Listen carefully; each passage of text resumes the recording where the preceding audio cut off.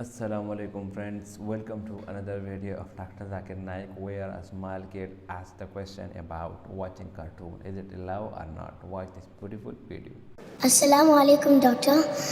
My name is Hisham Jafar Ali. I wanted to ask you if we are allowed to watch cartoons.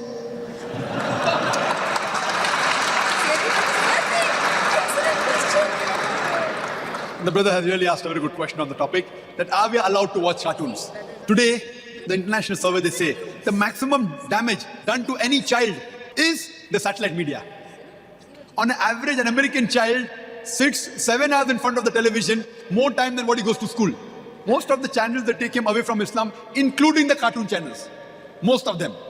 What you see, there's so much of violence, etc. So a person sees a violent movie regularly, whether it be cartoon or other movies, and he has a fight with his friend, and he takes out the gun of his father and he kills his friend. In Bombay, there was a serial for the children, somewhat similar to cartoon, called as Shaktiman, somewhat similar to Superman. So one young child, he jumps from his house in a tall building, thinking Shaktiman, Superman will come and save him. No one comes and saves him, and he dies.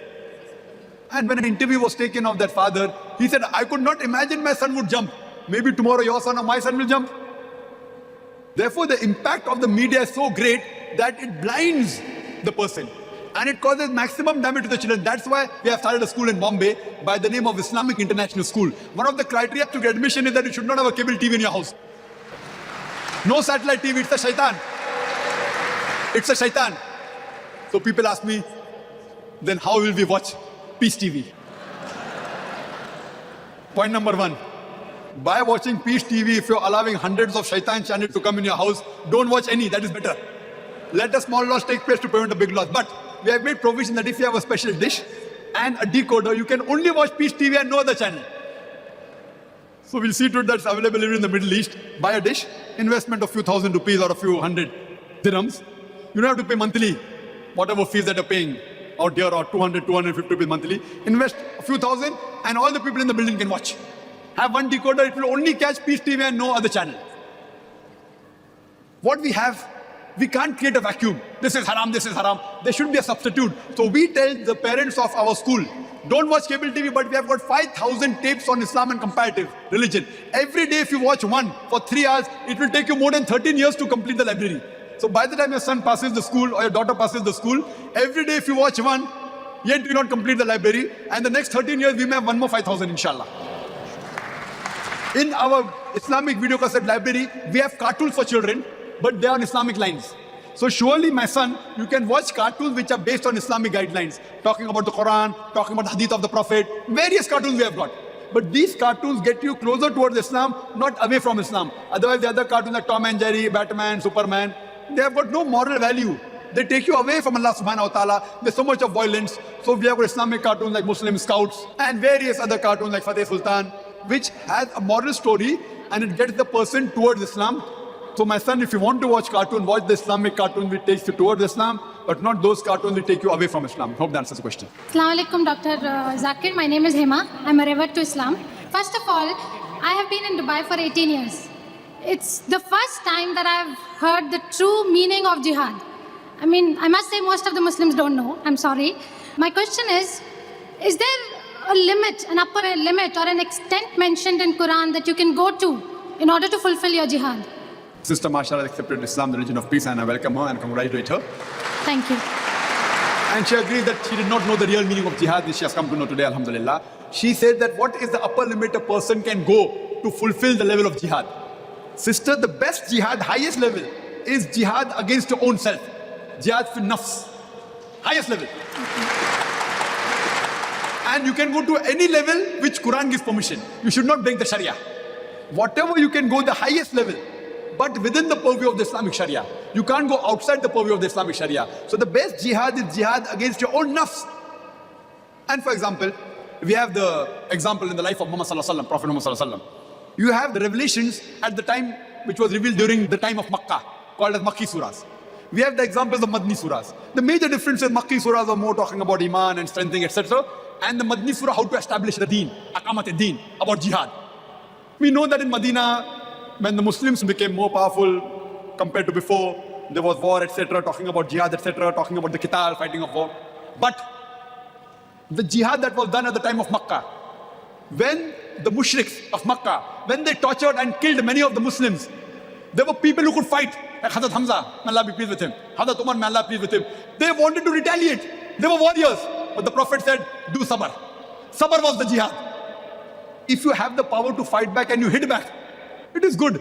You have the power to hit back and you're told to do sabr and you don't hit back, that is a higher level of jihad. The people wanted to say, who are these people killing my brother? I want to fight back, I have the power. He was called as the lion of the desert. People used to fear him. But the Prophet said, you have no permission. So his jihad was controlling himself, sabr. So the jihad keeps on changing in different times. Jihad, sister, doesn't mean only going in the battlefield. That's one type of jihad. And Hazrat Aisha radiallahu anha, the wife of the Prophet, she asked the Prophet that should we go for jihad, talking about going to fight in war?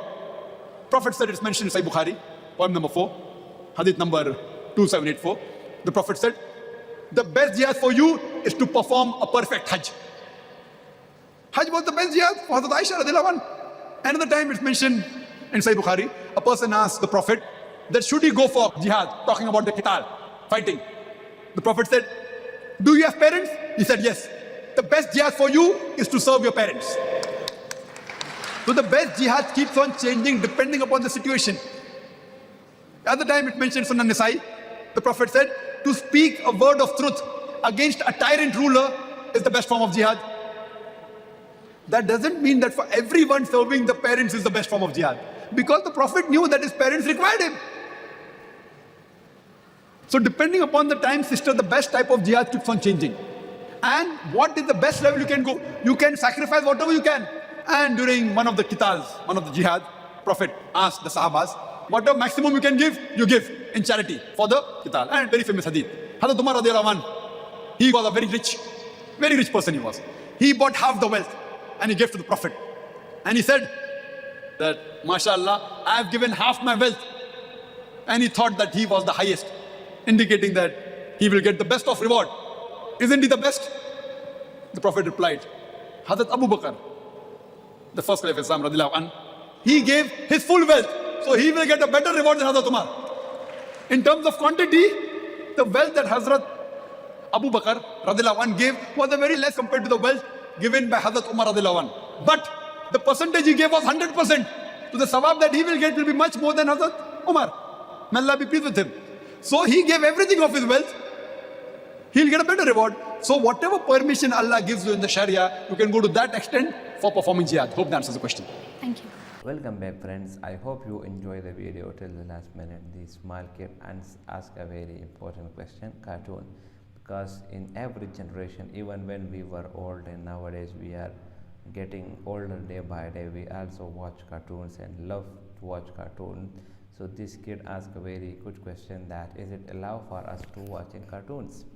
So Dr. Zakir Naik replied him that a report by the US, it shows that most of the kids, and they are the social media, especially the media on the TV or television, they are very bad reactions on the kids, or especially on the small kids who are going to school or going to masjid or madrasas. So watching cartoons, it's a kind of fun, like Tom and Jerry and Pink Panther. Pink Panther is also my favorite. You know, it gives us a very, we can say, fun unlimited, but it's a kind of waste of time, because at the end you will not gain something. And even if you know small kids were aware of these cartoons, of watching it, so believe me, however they can destroy their career up to some extent, not to full extent but up to some, because instead of doing their homework, instead of doing prayer to Almighty Allah, they will be busy in watching cartoons. And how the Dr. Zakir Naik narrated a story that there was a cartoon called the Shaktiman. So a small kid has jumped from the home to the on the road, and on the spot he was died. He was considered himself that I am the Shaktiman. So we can say that there is a great impact of media on the youths, and especially on the small kids, because at this stage their mind level are very low. They cannot consider themselves properly. So whatever they watch on the social media or on the media, so they think that it is real in the life. So that's why their mentality level is not up to that much that they can control themselves. So that's why so many kids were died during watching these cartoons, jumping from the home, or jumping on high stunts, or jumping from somewhere else. So up to some extent, watching cartoons for a short time is allowed, but for a long time it may harm your kids, or it may be harm your child career. I hope you enjoy the video. If you like the video, subscribe the channel and share it with your friends.